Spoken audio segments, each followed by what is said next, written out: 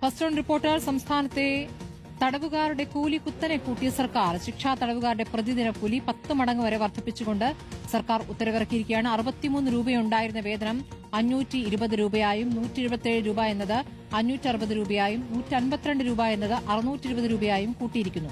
4 central ജയിലുകളായി കഴിയുന്ന 3000-ലധികം തടവുകാർക്ക് ഈ ആനുകൂല്യം ലഭിക്കും. രാഷ്ട്രീയ തടവുകാർക്കും ഇതിന്റെ ഗുണം കിട്ടും.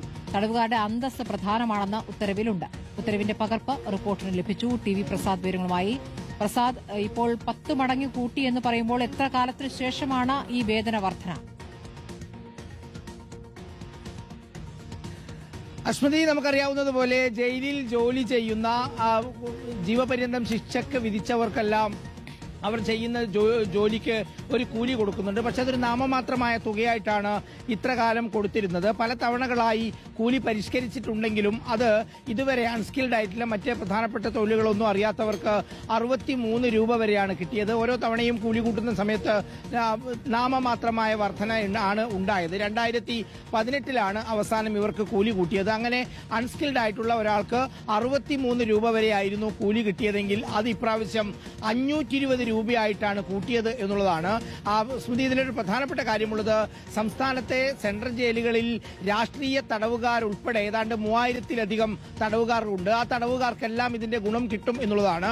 കണ്ണൂർ ജില്ലാ സെൻട്രൽ ജയിലിലടക്കമുള്ള ചില രാഷ്ട്രീയ തടവുകാർക്കെങ്കിലും വേണ്ടത്ര പണിയൊന്നുമില്ലാതെ ഈ കൂലി കിട്ടുന്ന സ്ഥിതിയുണ്ട് എന്ന് പറഞ്ഞ് നേരത്തെ തന്നെ വാർത്തകളുണ്ടായിരുന്നു.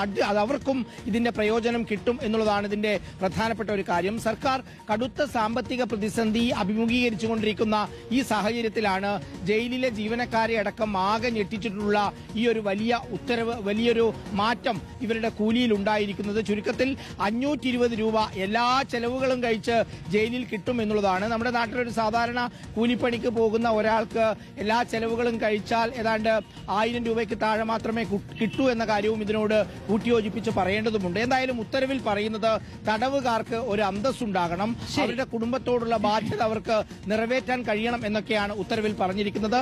എന്തായാലും 2018 ശേഷമുള്ള ഈ പരിഷ്കരണത്തിൽ വലിയ വർധനയാണ് തടവ്